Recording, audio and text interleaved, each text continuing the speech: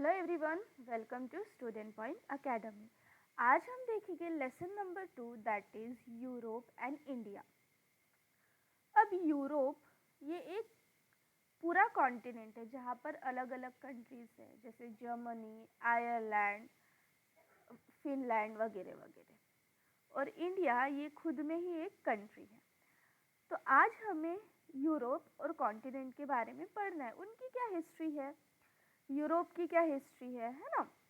Then India की क्या history है, उन दोनों का रिलेशनशिप कैसा है और क्या अफेक्ट करता है उन दोनों के रिलेशनशिप को, ये सब। So during the modern period, अब आधुनिक समय के दौरान, मॉडर्न मतलब आधुनिक और पीरियड मतलब समय। So during the modern period the various happening in Europe had it impact on India. बहुत सारी चीज़ें हुई यूरोप में जिसका इम्पैक्ट हमारे भारत देश पे पड़ा। Therefore, while studying the period of a modern Indian history, इसी वजह से जब हम मॉडर्न इंडियन हिस्ट्री को पढ़ते हैं, आधुनिक भारतीय इतिहास को जब हम पढ़ते हैं, तो हमें यूरोप में जो इवेंट हुए उस दौरान उसे भी हमें पढ़ना पड़ता है। क्यों? क्योंकि यूरोप में जो इवेंट हुए थे मॉडर्न पीरियड में, उस इवेंट के, उस चीज़ों का इम्पैक्ट हमारे इंडियन हिस्ट्री पे पड़ा था, हमारा इंडिया पर भी पड़ा था। इस वजह से जब भी हम मॉडर्न इंडियन हिस्ट्री पढ़ते हैं तो हमें यूरोप के बारे में भी पढ़ना होता है। First, period of renaissance. अब रिनाइंसेंस मतलब पुनरुत्थान, या फिर इसे हम रीबर्थ भी बोलते हैं। Europe, in history of Europe, the last phase of medieval period, that is 13th to 16th century, is known as period of Renaissance. अब यूरोप की हिस्ट्री में जो लास्ट फेज है मेडिवल पीरियड का, मतलब जो मेडिवल पीरियड है वो ख़त्म हुआ था 13 से 16 सेंचुरी में, जिसे हम पीरियड ऑफ रिनाइंसेंस बोलते हैं। मतलब पीरियड, पुनरुत्थान का काल या फिर रीबर्थ वाला टाइम। मतलब फिर से कुछ चीज़ें हुई थी वहाँ पर, फिर से कुछ चीज़ों ने जन्म लिया था, या फिर से कुछ चीज़ें नई तरीके से शुरू हुई थी। During this period reformation, religious reform movement and geographical discoveries led the foundation of modern area. अब 16th सेंचुरी के बाद या 13 से 16 सेंचुरी के बीच में जो रिफॉर्मेशन है, रिफॉर्मेशन मतलब कुछ चीज़ें बदलना, रिफॉर्म होती है चीज़ें। रिलीजियस मतलब धार्मिक मूवमेंट, रिफॉर्म हुई। Then geographical discoveries, geographical discoveries मतलब जो भौगोलिक डिस्कवरीज थी। मतलब भौगोलिक डिस्कवरीज मतलब अब जो भी ज्योग्राफिकल डिस्कवरीज थी, लाइक कहीं पर अगर उन्हें आइलैंड मिला, ये भी एक ज्योग्राफिकल डिस्कवरी हुई। फिर कहीं पर कुछ और चीज़ मिली, या फिर कहीं पर कुछ और चीज़ मिली जो कि ज्योग्राफी से रिलेटेड है उस एरिया की, उसे हम बोलेंगे ज्योग्राफिकल डिस्कवरीज। फिर रिफॉर्मेशन मतलब क्या होता है? रिफॉर्मेशन मतलब होता है आंदोलन, या फिर जो हम करते हैं, लाइक किसी चीज़ को सुधारने के लिए हम आंदोलन करते हैं। अगर हम रिलीजियस रिफॉर्म मूवमेंट बोलेंगे तो ये कैसे हो जाएगा? धार्मिक आंदोलन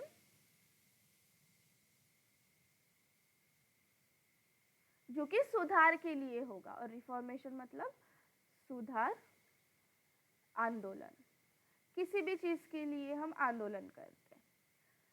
तो क्या क्या चीज़ें फाउंडेशन थी? क्या क्या चीज़ें फाउंडेशन थी? फाउंडेशन थी reformation, religious reform movement and geographical discoveries, जो कि यूरोप के मॉडर्न एरा का फाउंडेशन थी। Hence, this is a period is also known as, अब इसी पीरियड को हम क्या बोलते हैं? इसी पीरियड को हम क्या बोलते हैं? Age of renaissance. मतलब जहाँ पर बहुत सारी चीज़ें रिफॉर्म हुई थी, बहुत सारी चीज़ें स्टार्ट हुई थी, बहुत सारी चीज़ें चेंज होने लगी थी, और बहुत सारी ज्योग्राफिकल डिस्कवरीज होने लगी थी। इस पीरियड को हम बोलते हैं एज ऑफ रिनाइंसिस या फिर एज ऑफ रीबर्थ या फिर period of renaissance. During the period in the field of art, architecture, philosophy, etc., there was revival of Greek and Roman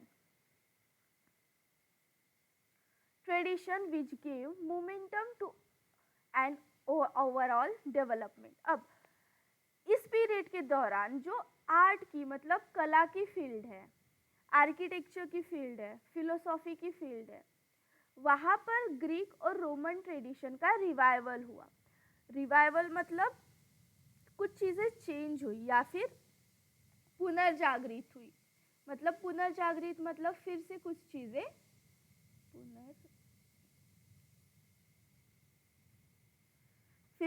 चीज़ें लाइक जो परंपरा नहीं थी वो फिर से आई है ना. जो चीज़ें वो लोग भूल चुके थे वो फिर से उनके आर्ट में दिखने लगा, उनके आर्किटेक्चर में दिखने लगा, उनकी फिलोसॉफी में दिखने लगा. कौन से ट्रेडिशन? ग्रीक रोमन ट्रेडिशंस, जिसने पूरे डेवलपमेंट को एक मोमेंटम दिया. During the renaissance humanitarianism was given great impetus. अब जो मानवीय चीज़ें थी या मानवीय पर्सपेक्टिव था उसे एक बहुत अच्छा इम्पेटस मिला. अब इम्पेटस मतलब क्या होता है? जो प्रेरणा या प्रोत्साहन.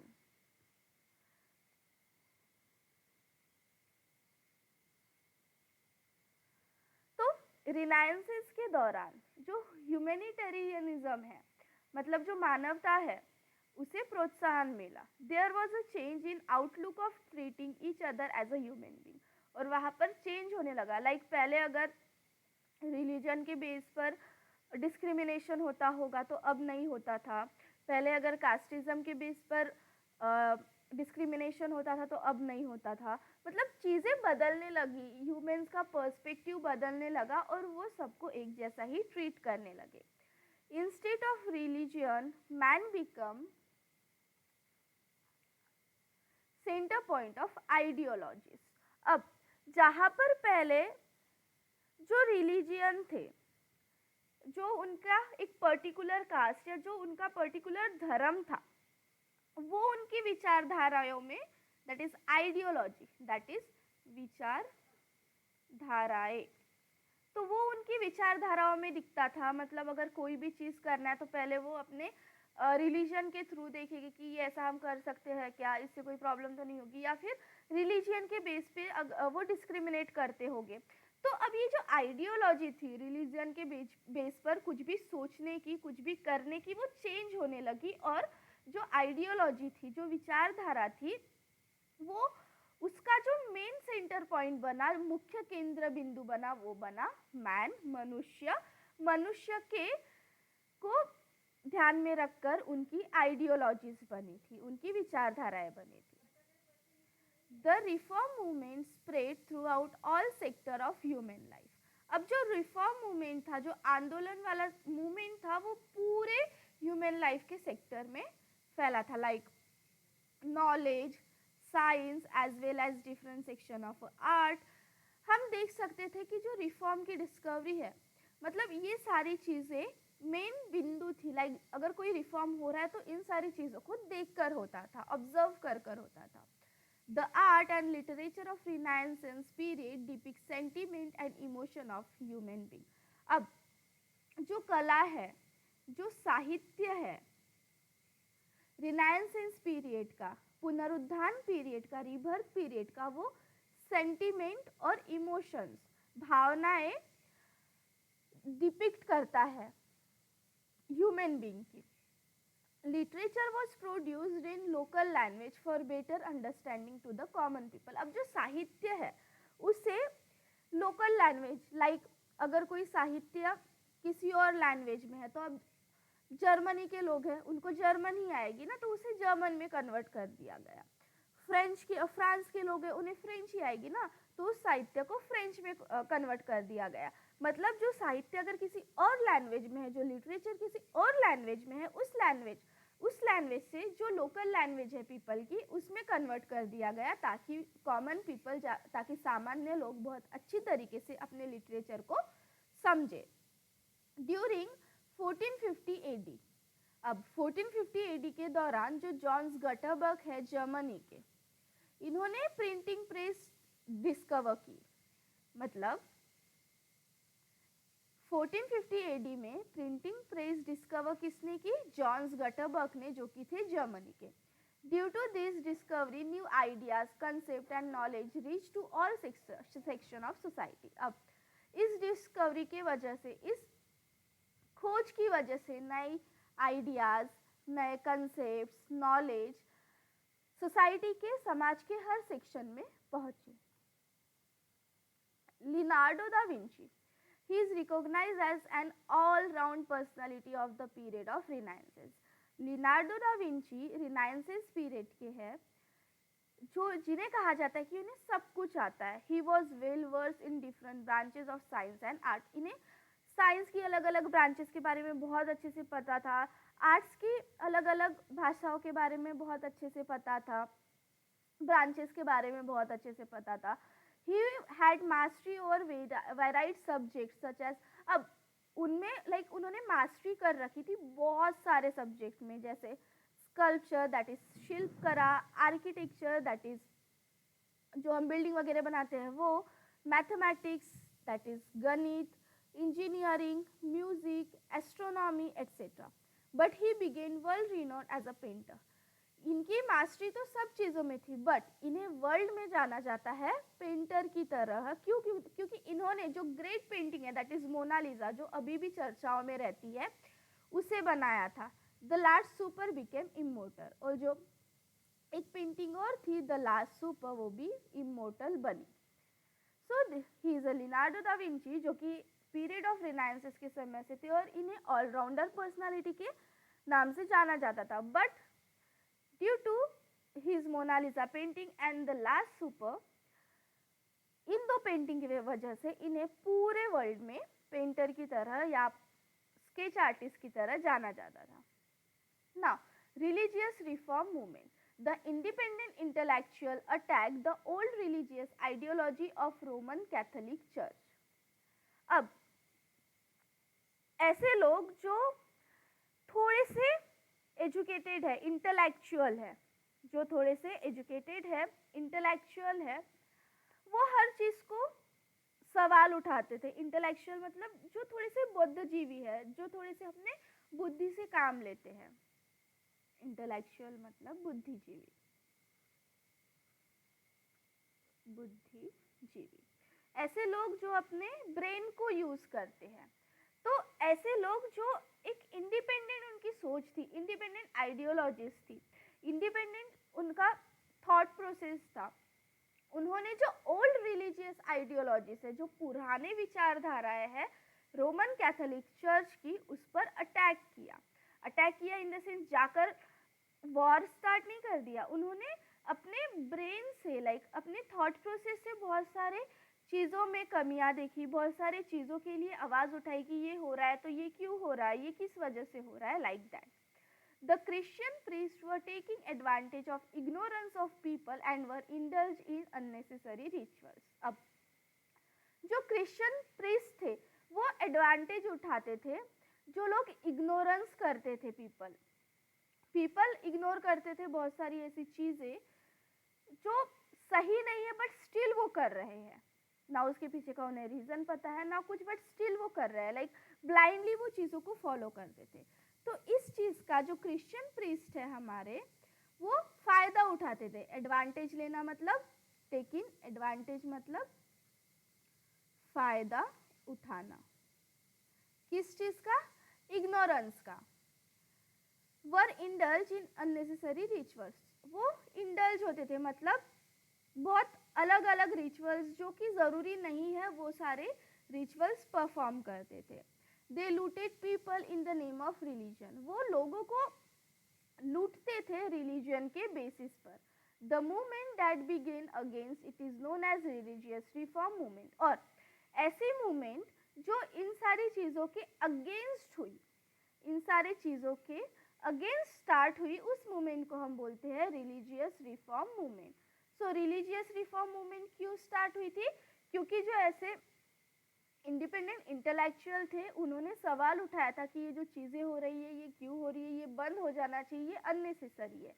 किसके अगेंस्ट? रोमन कैथोलिक चर्च के अगेंस्ट। क्यों? क्योंकि वहाँ के जो क्रिश्चियन थे, क्रिश्चियन प्रीस्ट जो थे, प्रीस्ट मतलब पादरी, तो जो क्रिश्चियन प्रीस्ट थे लाइक फादर होते हैं चर्च में, नन्स होती है ना, तो ये जो क्रिश्चियन प्रीस्ट थे ये सारे लोग पीपल्स के इग्नोरेंस का फायदा उठाते थे और बहुत सारी ऐसी अननेसेसरी एक्टिविटी करते थे जो किसी काम की नहीं है। वो पीपल्स को लूटते थे।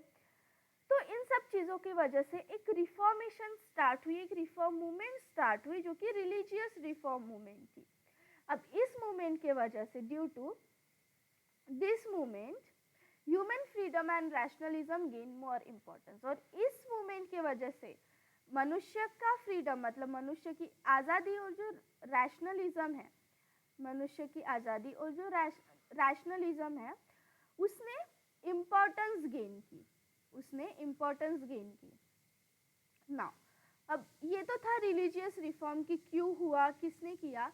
अब हम देखते हैं ज्योग्राफिकल डिस्कवरीज। ज्योग्राफिकल डिस्कवरीज मतलब कोई डिस्कवरी हुई होगी या किसी चीज़ को उन्होंने जीता होगा, किसी प्लेस को, ये सारी चीज़ें। तो भौगोलिक खोज, इसे हम, अगर हम इसका मीनिंग देखें तो इसका मीनिंग कुछ ऐसा होगा, भौगोलिक खोज।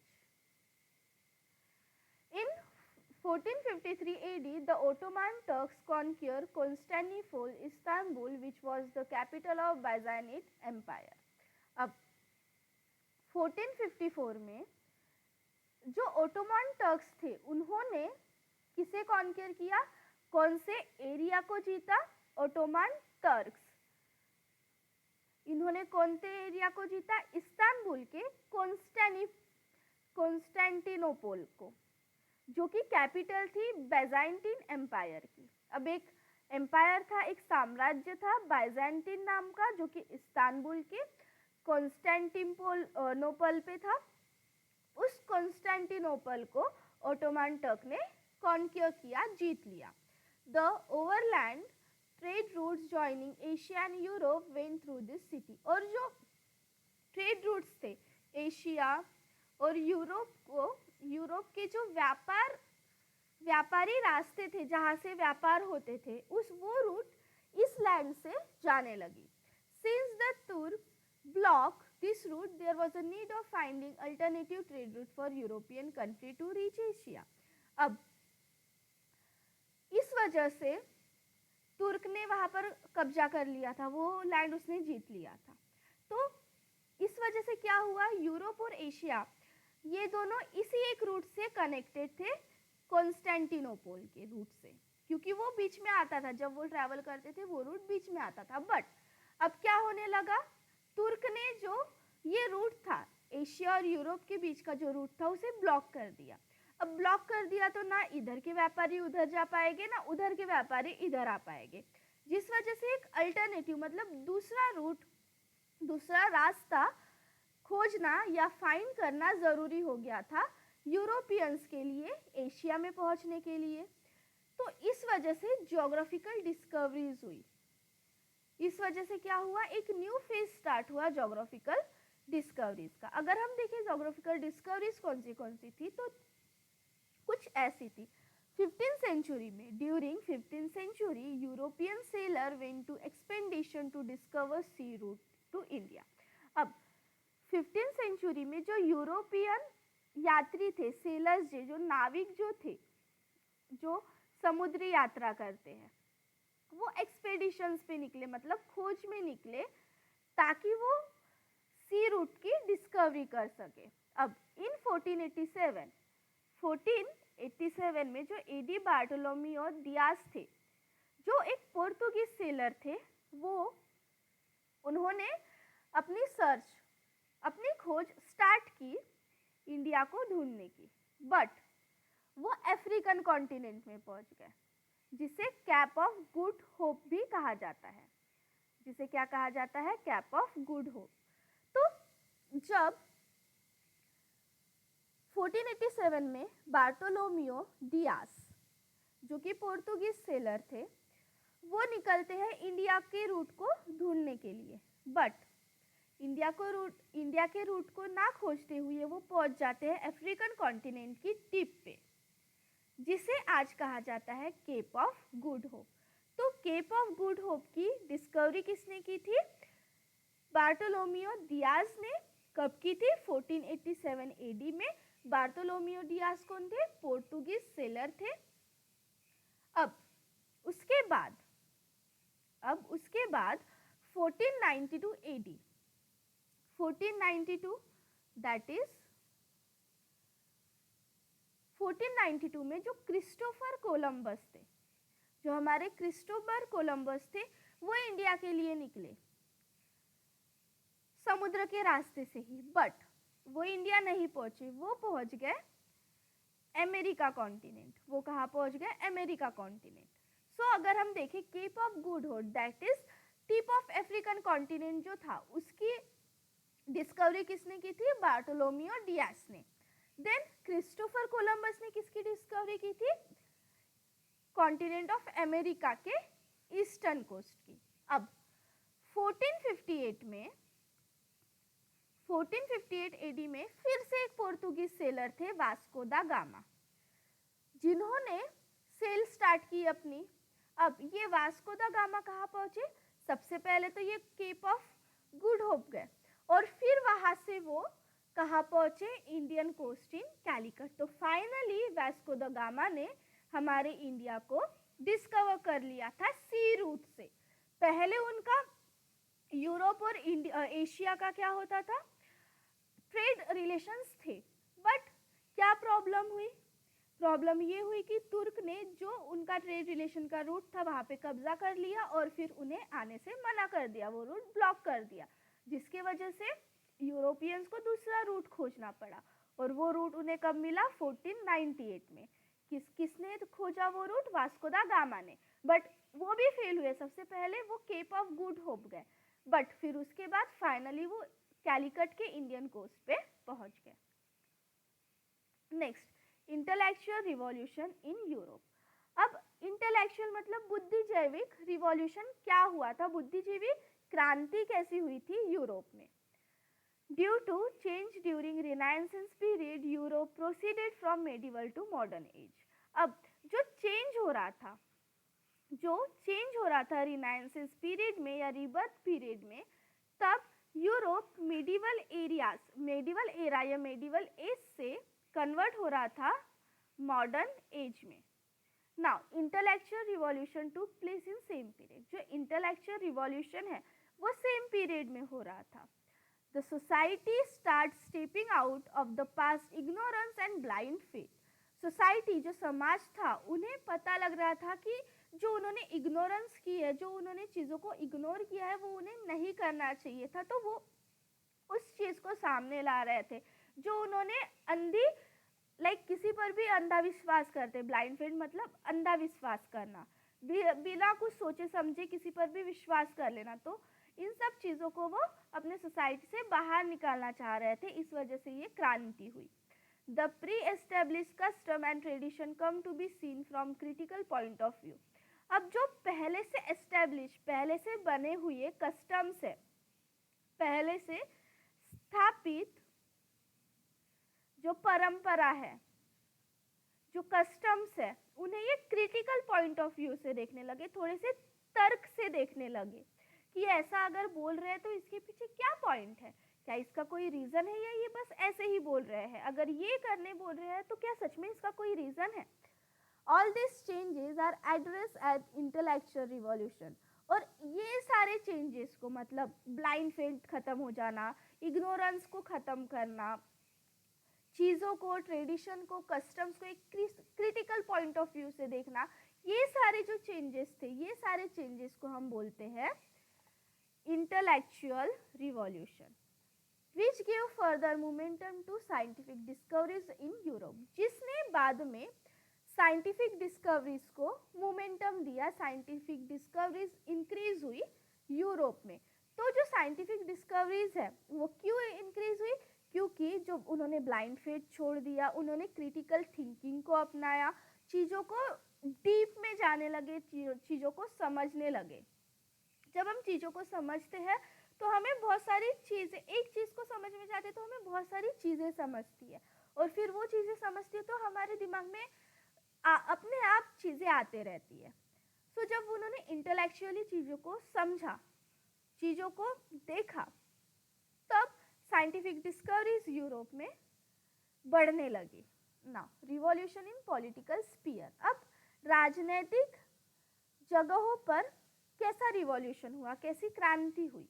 तो in the early stage of beginning of modern period in Europe, many political changes took place. अब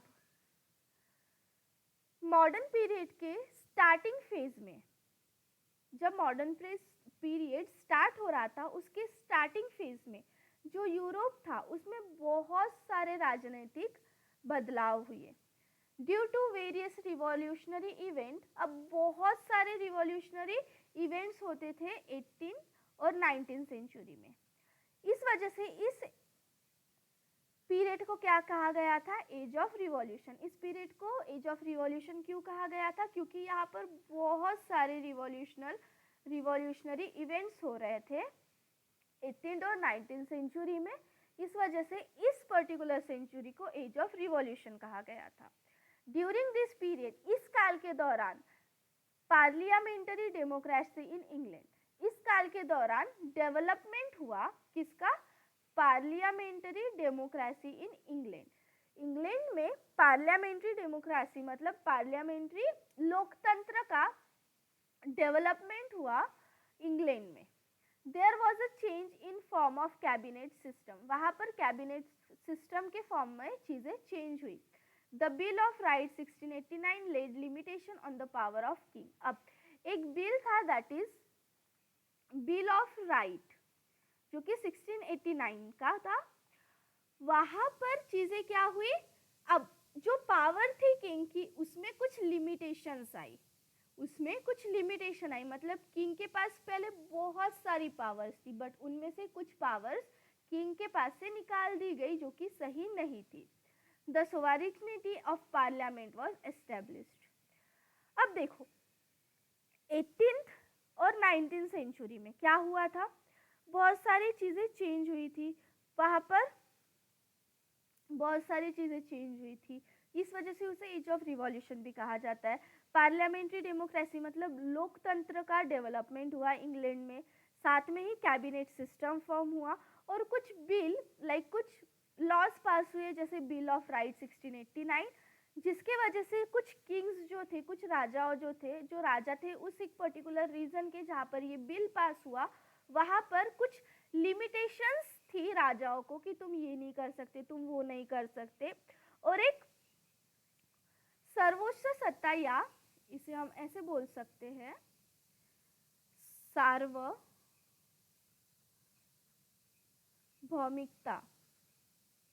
वाली पार्लियामेंट वाली सत्ता स्टार्ट हुई। मतलब जहां पर सिर्फ एक ही लोगों का ना देखते हुए सारे लोगों का देखा जाता था। Next, American war of independence. अब American war of independence, that is कुछ वॉर हुए, उसे हम देखते हैं। With the background of revolutionary development in Europe, it is equally important to think about the American War of Independence. अब जब हम यूरोप के रिवॉल्यूशनरी बैकग्राउंड को समझ रहे हैं, तो ये भी समझना बहुत ज़रूरी है, उतना ही इम्पोर्टेंट है कि अमेरिकन वॉर ऑफ इंडिपेंडेंस क्या है। With the discovery of America, war मतलब क्या होता है? जंग या लड़ाई। With the discovery of America, अब जैसे ही अमेरिका को हमने डिस्कवर किया, हमने नहीं, ऑब्वियसली क्रिस्टोफर कोलंबस ने 1492 में अमेरिका को डिस्कवर किया। The European country turn their attention toward this continent. तो जो यूरोपियन कंट्रीज थे, उन्होंने अपने जो सारा अटेंशन था वो अमेरिकन कॉन्टिनेंट में लगा दिया। The imperialist European country took imperialist European country took control of different region of America and established their colonies. अब जो यूरोपियन कंट्रीज थे उन्होंने अपना अटेंशन जो था वो अमेरिकन कॉन्टिनेंट की तरफ किया, और जो इंपेरियलिस्ट मतलब जो साम्राज्यवादी मतलब जो अभी भी एम्पायर है, जहाँ पर अभी भी डेमोक्रेसी नहीं चल रही है, ऐसी सत्ता साम्राज्यवादी यूरोपियन कंट्रीज ने क्या किया, अमेरिका में कॉलोनीज एस्टैब्लिश की, अपनी सत्ता स्थापित की, अपनी कॉलोनीज बनाई। इंग्लैंड ने 13 कॉलोनीज बनाई ईस्ट अमेरिका में। Initially England had nominal domination over this colonies. Starting में तो बहुत कम डोमिनेशन था, बट जैसे जैसे इंग्लिश पार्लियामेंट ऑपरेसिव रिस्ट्रिक्शन लगाने लगी, टैक्सेस लगाने लगी अमेरिकन कॉलोनीज में। मतलब इनिशियली तो वो as a colony, as a migrator गए थे उस एक पर्टिकुलर कॉन्टिनेंट में, ईस्ट कोस्ट के साइड, बट धीरे धीरे वो उनके ऊपर चीज़ें लादने लगे, चीज़ें थोपने लगे, जैसे कुछ रिस्ट्रिक्शंस लगाए, फिर अमेरिकन कॉलोनी से टैक्सेस लेना स्टार्ट किए। The people in America revolted against it, और इनके अगेंस्ट अमेरिका के लोगों ने रिवॉल्ट किया, इनके अगेंस्ट अमेरिका के लोगों ने कुछ एक्शन किया। England declare war to suppress this colonies, और इन अमेरिकन कॉलोनीज को दबाने के लिए, सप्रेस करने के लिए इंग्लैंड ने जंग छेड़ दी। American colony organized the army under the leadership of George Washington and finally won against England. अब जो अमेरिकन कॉलोनीज थे उन्होंने एक आर्मी ऑर्गेनाइज की, किसके लीडरशिप में, जॉर्ज वॉशिंगटन के लीडरशिप में, और फाइनली उन्होंने इंग्लैंड के अगेंस्ट वॉर जीत लिया, और इस इवेंट को हम बोलते हैं अमेरिकन वॉर ऑफ इंडिपेंडेंस। तो अमेरिकन वॉर ऑफ इंडिपेंडेंस क्यों हुआ था, क्योंकि बहुत सारी चीज़ें इंग्लैंड थोप रहा था अमेरिकन्स पर, जिसकी वजह से अमेरिकन्स ने रिवॉल्ट किया, अमेरिकन्स ने आंदोलन किया। अब अमेरिकन्स ने आंदोलन किया जिसकी वजह से इंग्लैंड को उन्हें सप्रेस करना था, क्योंकि जब तक वो सप्रेस ना करे तब तक वो अपनी सत्ता उनके ऊपर नहीं लाद सकते। तो सप्रेस करने की वजह से इंग्लैंड ने जंग छेड़ दी। अब वॉर स्टार्ट हुआ, वॉर स्टार्ट होने की वजह से अमेरिकन कॉलोनीज को ऑर्गेनाइज करना पड़ा आर्मी, और वो आर्मी किसके लीडरशिप में वर्क करती थी, वो आर्मी जॉर्ज वॉशिंगटन के लीडरशिप में कार्य करती थी, और फाइनली उन्होंने इंग्लैंड के अगेंस्ट वॉर जीत लिया। और इस पूरे घटनाक्रम या इस पूरे इवेंट को हम बोलते हैं American war of independence. A new nation known as United States of America with federal government, written constitution and based on the principle of a democracy was born. अब एक नया नेशन स्टार्ट हुआ, एक वो होने के बाद एक नया नेशन स्टार्ट हुआ, एक नया नेशन बना जिसे हम बोलते हैं यूनाइटेड स्टेट ऑफ अमेरिका, जिसकी गवर्नमेंट कैसी थी, फेडरल थी। अब फेडरल मतलब संघीय, और गवर्नमेंट दैट इज शासन, प्रशासन। ठीक है, तो एक यूनाइटेड गवर्नमेंट स्टार्ट हुई, एक संयुक्त गवर्नमेंट स्टार्ट हुई यूनाइटेड स्टेट ऑफ अमेरिका की, जिसने कॉन्स्टिट्यूशन लिखा, दैट इज संविधान लिखा, और उसके बेस पर डेमोक्रेसी का जन्म हुआ। अब हम देखते हैं फ्रेंच रिवॉल्ट या French revolution. In 1789 AD, the people of France revolted against the uncontrolled and unjust monarchy and feudalism and established a republic. अब यहाँ पे क्या हुआ, फ्रांस में जो लोग थे फ्रांस के, उन्हें अनजस्टिस मतलब न्याय नहीं मिलता था, अन्याय होता था उनके साथ। फिर उसके बाद जो मोनार्की थी, राजतंत्र था, है ना, मोनार्की मतलब राजतंत्र, मतलब राजाओं का राज्य था। फ्यूडलिज्म मतलब दिस इज सामंतवाद या फिर जागीरदारी प्रथा। अब यहाँ पे क्या होता था, पीपल ने किसके अगेंस्ट रिवोल्ट किया 1789 में? जो राजतंत्र था, जो सामंतवाद था, मतलब राजतंत्र की वजह से एक राजा था जो पूरी प्रजा पर कार्य करता था, पूरी प्रजाओं को जस्टिस देता था। बट क्या हुआ, राजतंत्र की वजह से जो कॉमन पीपल थे उन्हें प्रॉब्लम फेस करनी पड़ी, उन पे बहुत सारी चीजें लादी जाने लगी जो कि सही नहीं थी। इसके वजह से इन्होंने रिवोल्ट किया इनके अगेंस्ट और एक रिपब्लिक, एक गणतंत्र राज्य स्थापित किया। और इस इवेंट को हम बोलते हैं French revolution. French revolution gave to the world 3 values. अब फ्रेंच रिवॉल्यूशन ने कितनी वैल्यूज दी?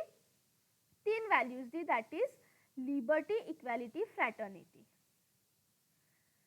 अगर हम आज का हमारा कॉन्स्टिट्यूशन भी देखें, है ना, अगर आज का हमारा कॉन्स्टिट्यूशन देखें जो हम रोज अपने स्कूल में बोलते हैं, pledge, that is we the people of India, है ना, वहाँ पर भी ये 3 चीज़ों का उल्लेख होता है, दैट इज लिबर्टी, इक्वालिटी और फ्रैटर्निटी।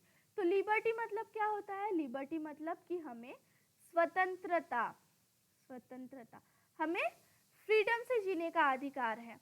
एज अ पर्सन हमें स्वतंत्रता होनी चाहिए। हम किसी भी चीज़ को कर रहे हैं तो हमें दूसरों को अगर हम नुकसान नहीं पहुंचा रहे हैं हमारे कार्य से, हम जो वर्क कर रहे हैं उससे किसी और को नुकसान नहीं हो रहा है, तो हमें वो कार्य करने से कोई रोक नहीं सकता। दैट इज स्वतंत्रता, freedom. Liberty is a value which is for our freedom, हमारी स्वतंत्रता। अगर हम जी रहे हैं तो हम स्वतंत्र होकर जिए, हम किसी के गुलाम नहीं हैं। अगर कोई राज्य सत्ता चल रही है तो वो हमारे वजह से चल रही है, क्योंकि हम टैक्स पे कर रहे हैं, तो टैक्स पे कर रहे हैं गवर्नमेंट के लिए, हम ही चीज़ें कर रहे हैं। और अगर कोई अनजस्टिस कर रहा है हमारे साथ तो that's not the good thing, because जो गवर्नमेंट है, जो अगर हम राजाओं के काल में भी देखें तो राजाओं का काल भी हमारे टैक्स के वजह से ही चलता था। फिर इक्वालिटी, इक्वालिटी मतलब समानता। जो डिस्क्रिमिनेशन, जो भेदभाव होता था पहले और अभी भी कहीं कहीं कस्बों में हमें देखने को मिलता है, बट ये नहीं होना चाहिए। अगर कोई चीज़, अगर कोई कंट्री है तो उसके पास 3 चीज़ें, 3 वैल्यू होनी चाहिए, दैट इज लिबर्टी, स्वतंत्रता होनी चाहिए, समानता होनी चाहिए और भाईचारा होना चाहिए, बंधुत्व।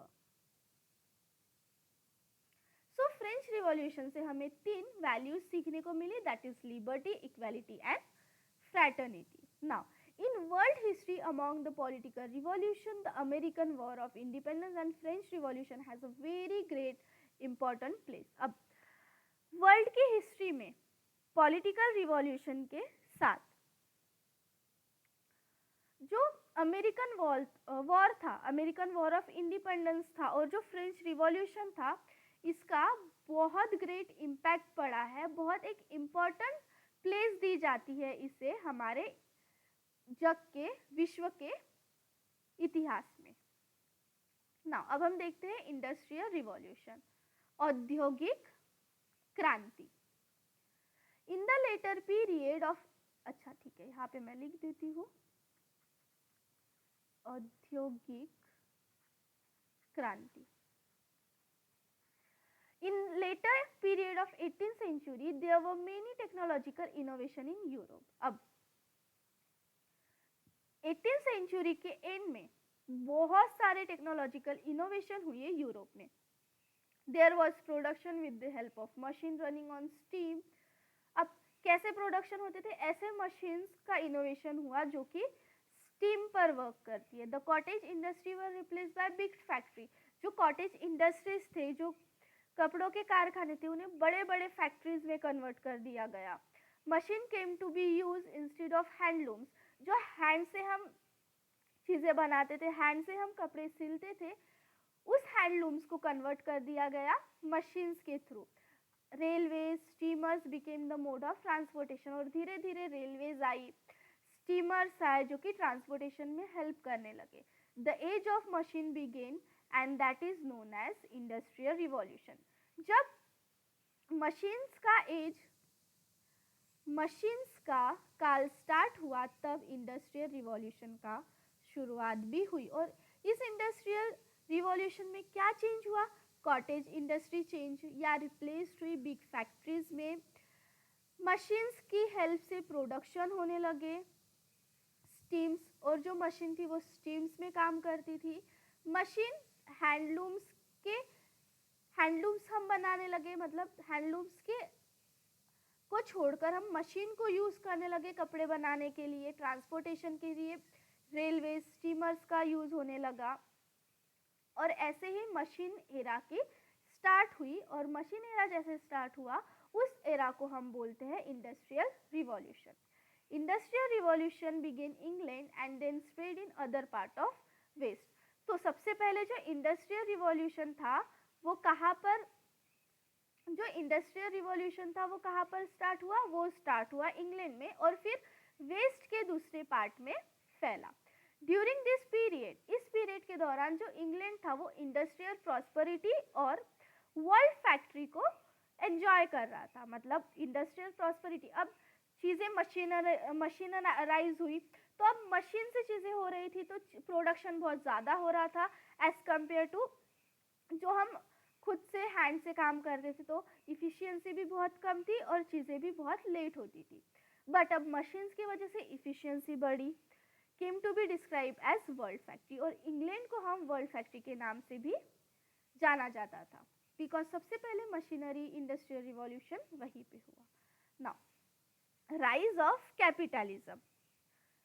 देखो, हमने अभी तक बहुत सारे रिवॉल्यूशन देखे, अब हम देखते हैं कि कैपिटलिज्म का राइज कैसे हुआ। आर्थिक व्यवस्था दैट इज पूंजीवाद का उगम कैसे हुआ? कैपिटलिज्म मतलब पूंजी। With the discovery of new sea route began a new era of trade between Europe and Asia. अब जब न्यू सी रूट डिस्कवर हुआ एशिया और यूरोप के बीच, फिर से ट्रेड स्टार्ट हो गई। Many traders came forward to trade with eastern countries through the sea route.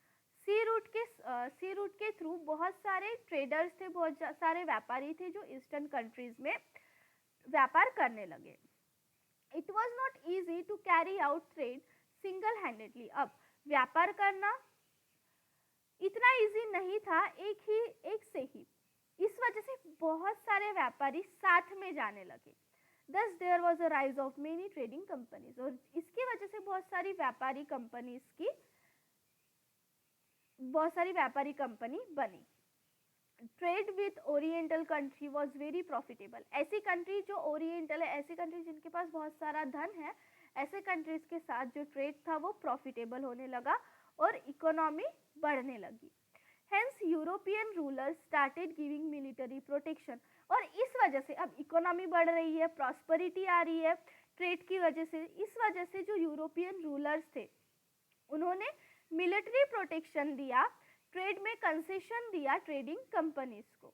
This led to accumulation of wealth in Europe, और इसके वजह से यूरोपियन वेल्थ बढ़ने लगी, यूरोप में वेल्थ संगठन होने लगी, यूरोप में वेल्थ एक्यूमुलेट होने लगी, दैट इज कलेक्ट होने लगी। This property was use in the form of capital for trade, और ये प्रॉपर्टी को यूज किया जाता था ट्रेड के कैपिटल में और commerce, with lead to rise of capitalism economic system in Europe, और ऐसे ही यूरोप में कैपिटलिस्ट लोगों की संख्या बढ़ी, इकोनॉमिक सिस्टम अच्छा हुआ। नाउ कॉलोनियलिज्म, अब हम देखते हैं, हमने अभी कैपिटलिज्म देखा, अब हम देखते हैं कॉलोनियलिज्म। अब देखो, यूरोपियन ट्रेडर्स दूसरे कंट्रीज में जाने लगे, वहाँ से पैसे लाने लगे, जिसके वजह से धन इकट्ठा हुआ यूरोप में, धन इकट्ठा हुआ लोगों के पास, ऐसे ट्रेडर्स के पास जो बाहर जाते थे वो कैपिटलिस्ट लोग बने जिनके पास बहुत सारा पैसा था, और ऐसे कैपिटलिस्ट लोग इकोनॉमिक सिस्टम, यूरोप के इकोनॉमिक सिस्टम को बहुत अच्छे से बढ़ा रहे थे, इकोनॉमिक अर्थव्यवस्था को बहुत अच्छे से बढ़ा रहे थे, जिसके वजह से यूरोपियन रूलर्स को ने मिलिट्री प्रोटेक्शन दी, ट्रेड में कंसेशन दिया ऐसी ट्रेडिंग कंपनीज को। अब हम देखते हैं कॉलोनियलिज्म। कॉलोनियलिज्म मतलब क्या होता है? औपनिवेशिकता।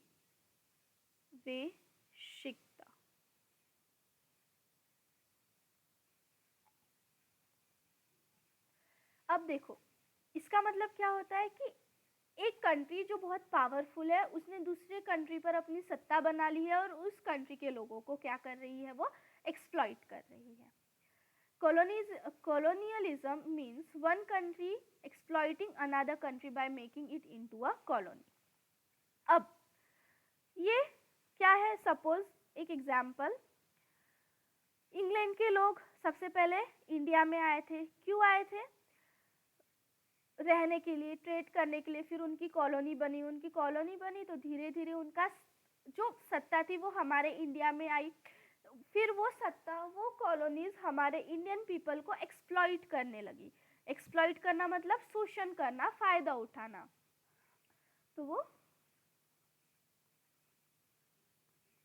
तो ऐसे ही कोलोनियलिज्म मीन्स एक कंट्री जो दूसरे कंट्री में जाके कॉलोनी बना रही है और वो कॉलोनी उस कंट्री के लोगों को उस कंट्री के लोगों पर शोषण कर रही है, उस कंट्री के लोगों का फायदा उठा रही है। A powerful country on the basis of economic and military strength occupy another region and establish political supremacy. अब ऐसी पावरफुल कंट्री जो इकोनॉमिकली पावरफुल है, उसकी मिलिट्री स्ट्रेंथ बहुत अच्छी है, वो दूसरे प्रदेश में जाकर अपनी सत्ता स्थापित करती है, अपनी राजनीतिक सुपरमेसी को स्थापित करती है।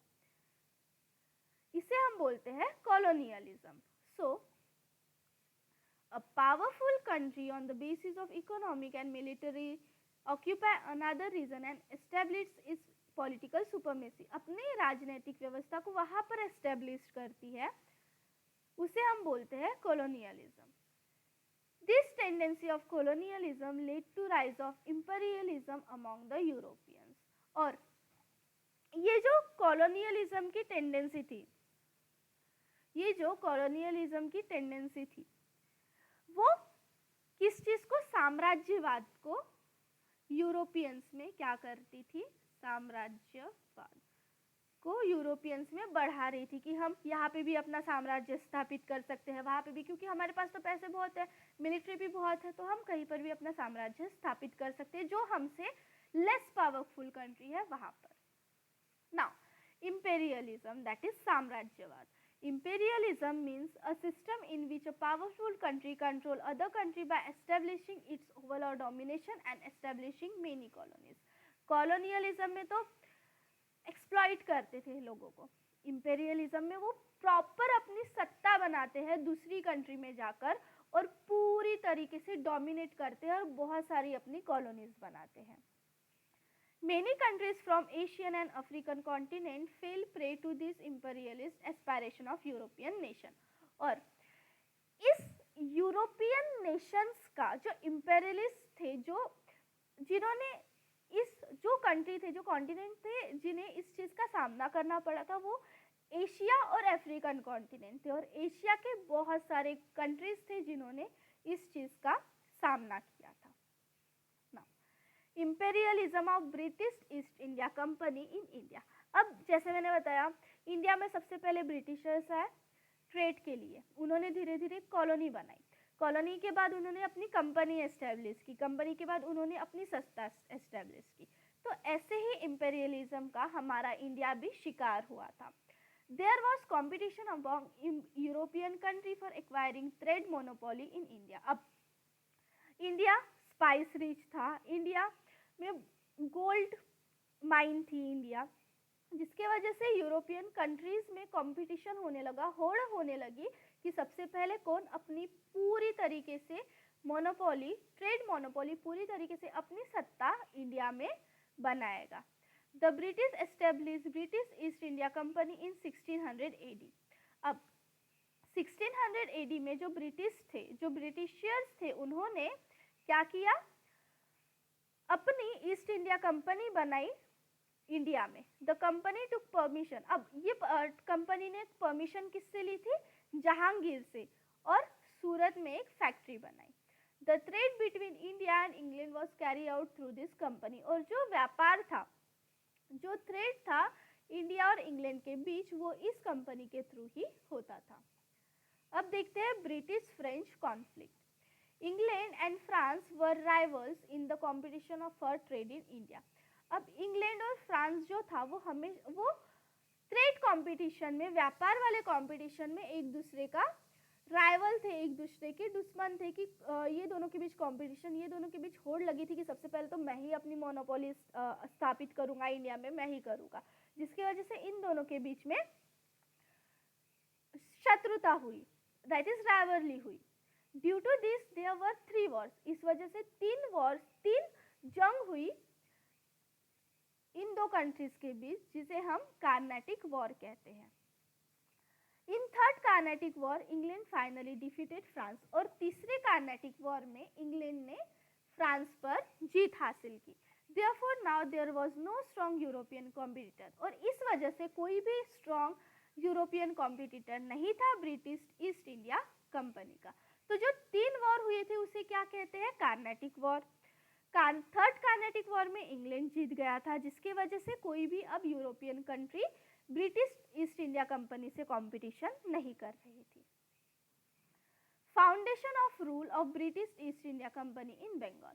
अब हम देखते हैं कि कैसे British East India company Bengal में रूल करना स्टार्ट हुई, उसकी फाउंडेशन क्या थी। The Bengal province was one of the most prosperous province in India. जो बंगाल प्रांत था वो बहुत ज़्यादा प्रॉस्परस प्रांत था भारत का। इन 1756 AD Siraj ud Daula became the nawab of Bengal. अब 1756 में जो सीरज उद दौला है वो बंगाल के नवाब बने। East India company officer misuse the trade concession obtain from Mughal. अब 1756 AD में सीरज उद दौला नवाब बने बंगाल के, और जो हमारे ईस्ट इंडिया कंपनी थी उसके जो ऑफिसर्स थे वो ट्रेड कंसेशन का मिसयूज कर रहे थे, मुगल एम्पेरर्स थे जो कि बंगाल के प्रोविजंस में थे। The English build fortification around the factory at Kolkata without permission of nawab. अब कुछ वो ऐसी चीजें बनाने लगे फैक्ट्री के आसपास जो जिनकी उन्होंने नवाब से कोई परमिशन नहीं ली थी, जिसकी वजह से सिराज उद दौला ने उस फैक्ट्री को भी कैप्चर किया कोलकाता की। This created discontent in England. इसके वजह से इंग्लैंड में क्या हुआ? डिससेटिस्फैक्शन हुआ, वो नफरत करने लगे सिराज उद दौला से कि इन्होंने हमारे फैक्ट्री से उन्हें कॉन्क्योर कैसे किया। Clive diplomatically bribe Mir Jafar the commander in chief of nawab's army and also promise to make him the nawab of Bengal. अब इस वजह से इंग्लैंड के जो ऑफिसर्स थे उन्हें सही नहीं लगी ये चीज़, तो उन्होंने क्या किया, उनका एक ऑफिसर था रॉबर्ट क्लाइव, उन्होंने जो मीर जफर थे जो नवाब आर्मी के कमांडर थे उन्हें रिश्वत दी और प्रॉमिस किया कि अगर तुम हमारा साथ दोगे तो हम तुम्हें बंगाल का नवाब बना देंगे।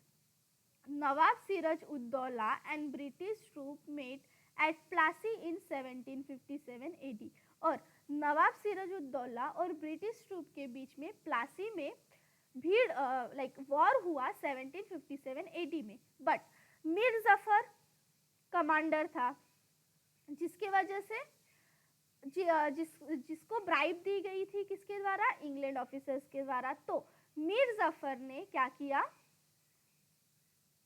कोई भी मूव नहीं की उस बैटल में, कुछ भी नहीं किया, मतलब सिर्फ साथ थे वो, बट लड़ा नहीं उस बैटल, जिसकी वजह से सिराज उद दौला की हार हुई।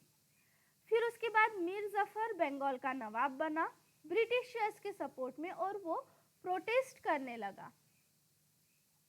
अब Mir Jafar became nawab of Bengal with support of British, but later he started protesting against the British. अब मीर जफर ब्रिटिशर्स की हेल्प से नवाब तो बना बंगाल का, बट बाद में उसी ने उन ब्रिटिशर्स के खिलाफ प्रोटेस्ट स्टार्ट किया, आंदोलन स्टार्ट किया। Hence his son in law Mir Qasim was made the nawab, जिसके वजह से इनके जो सन इन लॉ थे मीर कासिम, उन्हें बंगाल का नवाब बनाया गया। Mir Qasim try to put restriction on illegal trade. अब मीर कासिम ने क्या किया, रिस्ट्रिक्शन जो इलीगल ट्रेड कर रहे थे ब्रिटिशर्स, उस पर रिस्ट्रिक्शन, उस पर रोक लगाया, जिसके वजह से फिर से मीर जफर को बंगाल का नवाब बनाया गया। To restrict the activity of British in Bengal, Mir Qasim, Suhajuddaulah, the Nawab of Ayodhya and Mughal Emperor Shah Alam formed an alliance and ran a campaign.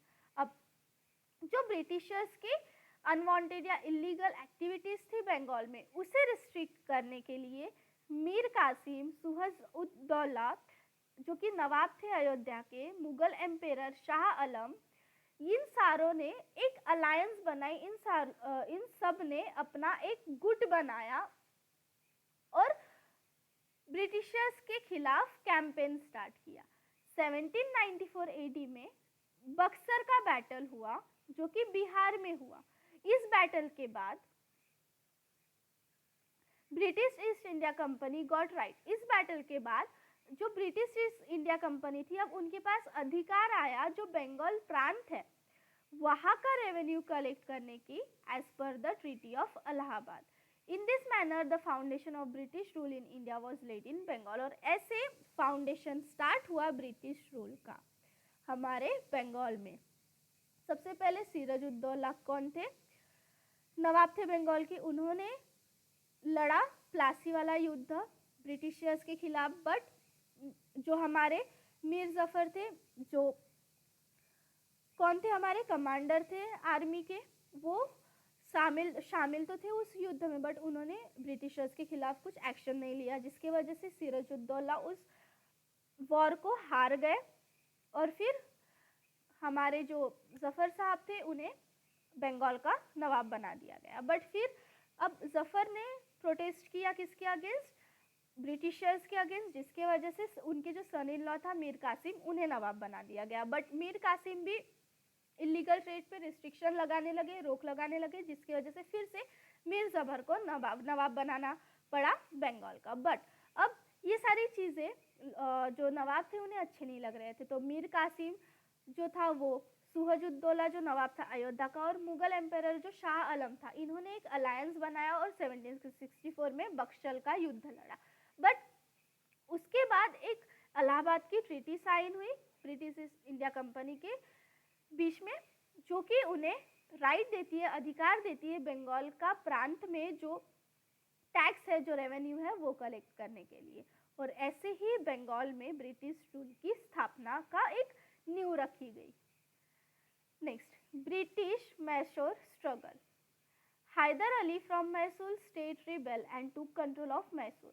अब जो हैदर अली था मैसूर स्टेट का, उन्होंने रिबेल किया और मैसूर का कंट्रोल लिया। After the death of Haidar Ali की डेथ के बाद इनके जो सन थे टीपू सुल्तान, वो मैसूर के रूलर बने। उन्होंने अपना बेस्ट दिया ब्रिटिशर्स के अगेंस्ट फाइट करने के, और एट द एंड ऑफ जो टीपू सुल्तान थे वो श्रीरंगपट्टना के बैटल में 1799 में मारे गए। इन दिस मैनर, और ऐसे ही मैसूर टेरिटरी में ब्रिटिशर्स का आगमन हुआ, वहां पर उन्होंने अपना कंट्रोल स्थापित किया, अपनी सत्ता स्थापित की। अब सिंध पर अपना कंट्रोल करने के लिए गए Britishers. So to strengthen the British power in India, अब ब्रिटिश पावर को इंडिया में स्ट्रेंथन करना था, बढ़ाना था। The English turn their attention toward north west frontier, जिसकी वजह से जो इंग्लिश थे, जो ब्रिटिशर्स थे, उन्होंने अपना अटेंशन नॉर्थ वेस्ट फ्रंटायर की तरफ किया। दे fear that Russia might attack India through Afghanistan and hence English started establishing their influence over Afghanistan. अब उन्हें लगता था कि शायद अगर हम उस रूट पर कब्जा नहीं करेंगे तो रशिया हम पर अटैक करेगा उस अफगानिस्तान वाले रूट के थ्रू, जिस वजह से ब्रिटिशर्स ने स्टार्ट किया अपना इन्फ्लुएंस अफगानिस्तान पर।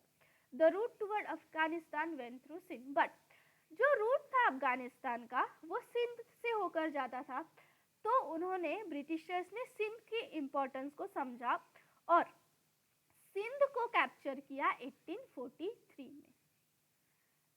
Next, fall of Sikh power. जो सिख पावर था उसका दमन होने लगा, वो घटने लगे। In the beginning of 19th century के स्टार्टिंग में जो पावर थी पंजाब की, वो रंजीत सिंह के पास थी। अब रंजीत सिंह की डेथ हुई, उसके बाद उनका जो छोटा बेटा था दुलीप सिंह, वो राजगद्दी पे बैठे। On his behalf, his mother Queen Jindan look after the state affair, but जो उनका सन था वो माइनर था, दुलीप सिंह जो थे वो माइनर थे, वो बहुत छोटे थे, जिसकी वजह से उनके बिहाफ पर उनकी जो मदर थी क्वीन जिंदन, वो सारे स्टेट अफेयर्स को देखती थी, बट ऑफिसर्स पर वो अपना कंट्रोल नहीं रख पाई, जिसकी वजह से taking advantage of this situation British bribe some of Sikh sardar, जिसकी वजह से ब्रिटिशर्स ने ब्राइब किया, ब्रिटिशर्स ने रिश्वत दी कुछ सिख सरदार को। The Sikh community thought that British will attack Punjab and hence they launched an attack on British. Sikh community को सिखाया गया कि ब्रिटिश उन पर अटैक करेगा, पंजाब पर अटैक करेगा, जिसकी वजह से पंजाब ने ही ब्रिटिशर्स पे अटैक कर दिया। अब पहला जो एंग्लो सिख वॉर हुआ, वहां पर सिख हार गए, डिफीट हुए, बट स्टिल जो दुलीप सिंह थे वही थ्रोन राजगद्दी पर बैठे थे। But growing impact of British over Punjab was not acceptable to Sikh. But जो इम्पैक्ट बढ़ रहा था ब्रिटिशर्स का पंजाब के कामों में, वो सिख्स को पसंद नहीं आया कि इतना ये लोग हम पर हुकुम चला रहे हैं। तो जो Mulraj officer of Multan revolted against English, जो मुलराज थे मुल्तान के ऑफिसर, उन्होंने ब्रिटिशर्स के अगेंस्ट रिवॉल्ट स्टार्ट किया। Thousands of Sikh soldiers participate in the war against the British, और 1000 से ज़्यादा सिख सिपाहियों ने इस वॉर में, इस जंग में पार्टिसिपेट किया ब्रिटिशर्स के अगेंस्ट। और सेकेंड वॉर में फिर से सिख्स को हार मिली। इन 1849 द ब्रिटिश फाइनली, अब 1849 में जो ब्रिटिश थे उन्हें फाइनली पूरा पंजाब प्रांत मिल गया। The Marathas were important strong ruler in India, but जो मराठास थे वो एक इम्पॉर्टेंट और स्ट्रॉन्ग रूलर्स थे इंडिया में, जिसके वजह से British, how did the British strengthen their foundation of rule in India by defeating the Marathas will be study in next chapter. और हम देखेंगे कि मराठास पर ब्रिटिशर्स ने कैसे कब्जा किया। तो देखो लास्ट जो हमने देखा Sikh, fall of Sikh power, इसमें हमने सबसे पहले क्या देखा, जो रंजीत सिंह थे उनकी डेथ हुई, तो जो उनका बेटा था दुलीप सिंह जो माइनर था, उन्हें राजगद्दी पे बिठाया गया, बट उनके इससे जो क्वीन थी जिंदन, वो सारे चीज़ों को देखती थी, बट सिख्स जो थे, सिख सरदार, उनके जो ऑफिसर थे, उन्हें कहीं ना कहीं वो क्वीन का आदेश नहीं मानते थे, जिसकी वजह से ब्रिटिशर्स ने उन्हें ब्राइब करना स्टार्ट किया सिख सरदार को, और ऐसा बताया कि हम तुम पर अटैक करेंगे तो तुम ही हम पर अटैक कर लो। फिर जब उन्होंने अटैक किया तो सिख हार गए। पहला उनके पास कुछ प्रांत आया, बट स्टिल दुलीप सिंह राजगद्दी पे थे, बट स्टिल ब्रिटिशर्स का इंटरफेयर था। जो मुलराज जो ऑफिसर थे मुल्तान को, उन्हें पसंद नहीं आया, फिर से उनके बीच लड़ाई हुई, फिर से सिख्स हार गए, और 1849 पे फाइनली पंजाब पर उन्होंने कैप्चर कर लिया। तो ये था हमारा लेसन यूरोप एंड इंडिया का।